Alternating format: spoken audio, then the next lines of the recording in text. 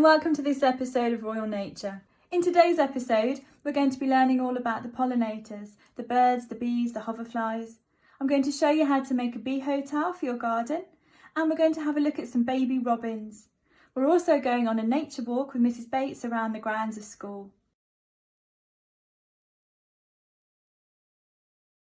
Ava and her mum have been photographing and videoing a nest full of adorable baby robins in their garden, and here they are just a few days old. You can see they're starting to lose their soft fluffy feathers, and their more mature feathers are starting to develop.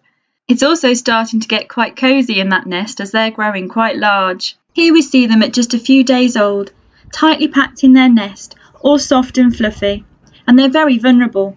It's important they stay hunkered down to keep warm and to hide from predators. They're well camouflaged in their nest. The only clue that gives them away is their large yellow mouth.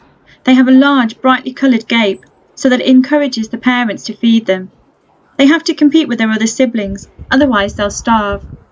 Bright colour is meant to suggest to the parent that the bird's fit and healthy and worth feeding, shows that they're hungry, and acts as a target so the parent can feed them properly without missing. Just see the adult bird coming in here, and she's got some food in her mouth to feed them. Not all of them will get fed in one go, so it is quite competitive.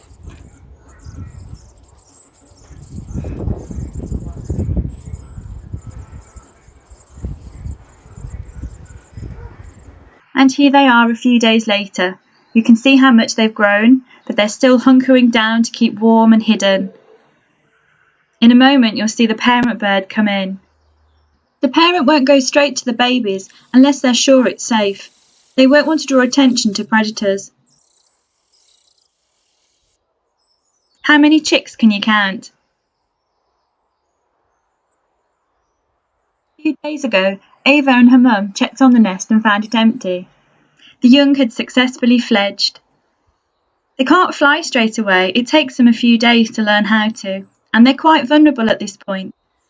They usually crawl around on the floor and the parents will continue to feed them for a while, so it's important if you see fledglings in your garden to try and protect them from cats and magpies. If you ever find a baby bird on the floor, it's important to leave it alone. It probably is a fledgling. Its parents will be nearby and will be continuing to feed it. It's best to only intervene if it's clearly unwell or injured or in imminent danger. Pollinators are really important. They transfer pollen from one plant to another. So for example, when a bee feeds on a flower, pollen grains get stuck to its body hair and it transports it to the next flower. Without pollinators, we wouldn't have the huge array of garden plants and necessary crops for food that we have today. There are over 250 species of bee in the British Isles, and they're all in the order Hymenoptera, which means membrane wing. After today's episode, hopefully you'll appreciate there's a whole range of bees out there. There's the bumblebee, like the white-tailed, buff-tailed and red-tailed bumblebees, and the fabulously ginger carder bee. There's the honeybees that you're probably used to seeing most of all. But there's other bees too, like solitary bees, such as the cavity nesting bees. We have leafcutter bees, red mason bees, and the fabulously named hairy-footed flower bee. There's also bees called cuckoo bees, and they lay their eggs in the nest in the pollen store of other bees. And when the young emerge, they eat the host egg. We're quite used to thinking of bees as being social animals, but that's not quite true. 90% of bees are actually solitary, so the single female will do all the work when it comes to egg laying and feeding the young. 10% are actually social, so the bumblebees and honeybees, and they will nest in colonies. That colony will be made up of a large female bee, with smaller female workers, and the males. Most bees feed their young on a diet of nectar and pollen, and have very sticky, sucky tongues to suck out the pollen from the flowers. Wasps, on the other hand, are also important pollinators, but they feed their young on a diet of insects and spiders, so they're really useful for controlling garden pests. Pollinators include bees, wasps, hoverflies, butterflies, and there are even types of mammals that act as pollinators. This cherry blossom provides a really important source of nectar for pollinators, and I got some video footage and you can see and hear hundreds of bees and hoverflies feeding on the valuable nectar and pollinating the flowers.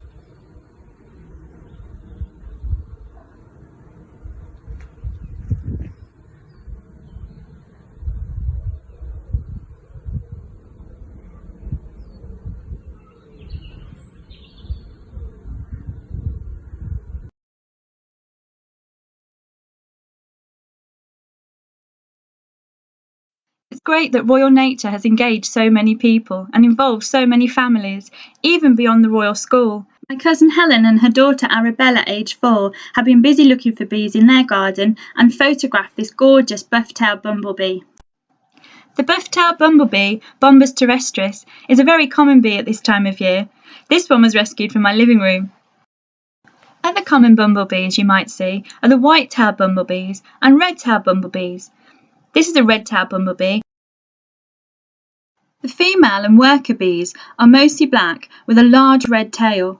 The males, however, have a yellow stripe and a yellow ruff around their head. This one's a male. One of the earliest bumblebees to spot, and a very yellow one, is the early bumblebee. It's quite widespread and very fond of raspberry and bramble. In Britain, there are only 3 all ginger bees, but the most common by far is the common carder bee, and I just think it looks gorgeous.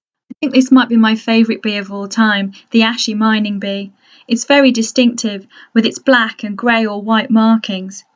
It excavates small tunnels in the ground, and you might see small piles of earth where it's been excavating during the day. They can be found flying between March and June time. Sometimes they're on their own, and sometimes they can be seen in small groups. This nomad bee was seen flying around my lounge. It's a cuckoo bee, and it's a marvellous little thing, but it's bad news if you're a mining bee.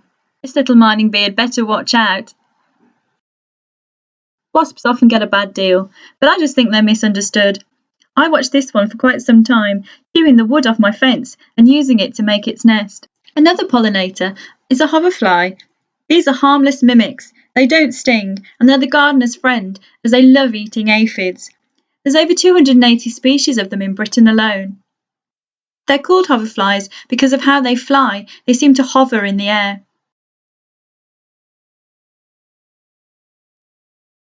In Year 7 and her family have been watching the bees in their garden for some time. This is one of a lovely bumblebee, and I think it's a buff-tailed one, although it's difficult to see. Emma was also wondering what this one could be, and it's actually a dronefly, which is a bee mimic. They do look a lot like a mining bee and can be easily confused. Here you can see what an effective mimic the dronefly is. The mining bee is on the top and the dronefly is at the bottom, and it's very difficult to tell them apart. Similarly, in these 2 photos, the dronefly at the top and the mining bee at the bottom, they look very, very similar. Here's another type of dronefly that I photographed on the cherry blossom in my front garden. It looks quite pretty as an adult, and it's an important pollinator, but it also has a rather unfortunate nickname of rat-tailed maggot fly, and that's because of its rather unattractive larval stage. In the larval stage, it lives in muddy water and feeds on dead and decaying matter. Lots of pollinator species are in decline, and we can help them by planting lots of flowering plants in our garden. Even if you just have a windowsill or a small balcony, a window box can be really useful. If you'd like to get involved with the identification of species, then you can go onto various websites and download some fabulous free ID charts. Or for just a few pounds, the FSC do a whole range of identification charts, such as this one here, showing the common bees of the British Isles.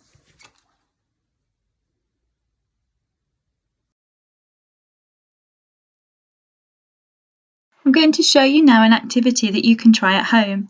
You'll need a bee box, and this can be a bought one or homemade, a hammer, a nail, a strong fence or wall, and if you're a child, ask an adult to help you. You need to choose your location for the bee box carefully. It needs to be on a south-facing wall or fence. It needs to be away from shade, so for example, avoid overhanging plants, and it must be at least 1 metre off the ground. Now let's see if any solitary bees turn up. After only a few days, a solitary bee did come and decided to check out the bee box. You can see it choosing the right size tube. It then started to lay its eggs. Now it lays its eggs individually and seals them into compartments, which it seals shut with chewed mud or leaves. In the wild, the bees would lay their eggs in dead wood or hard soil, and you can see the bees carrying parcels of pollen to seal into the compartments. This will provide food for the growing larvae. Over the next year, they will grow inside the tube, and then in the spring, they will emerge as adults. This is some close-up photos of the bee filling up the tubes and blocking up the compartments, and as we speak, 3 of the tubes have been sealed up. You can buy a whole range of different bee boxes, but it's really fun to make your own bee hotel. You can get some wood like this and drill holes in. The holes need to be about 15 centimetres deep and in a range of sizes from 2 to 6 millimetres. If possible, try to slightly angle up the holes so that if it rains, it doesn't fill with water. Another way of making a bee hotel is to use an old mug. Perhaps you'd like to decorate it, and you can use a handle to hang it up from. Just make sure that the lengths of bamboo are slightly shorter than the cup. This will help protect it from rain. The bamboo needs to be tightly packed so that it doesn't move around, and you can insulate it and secure it by packing it with straw or using hessian or material as an insulating layer. If you want to try something a bit more ambitious and someone in your family is quite proficient with woodwork, then you can try something like this. You can see they've filled it with some drilled logs. You might try some dried out hollow stems or bamboo. You could go one step further and build an entire bug hotel. It makes a really interesting and attractive feature in your garden and will bring in a whole host of wildlife.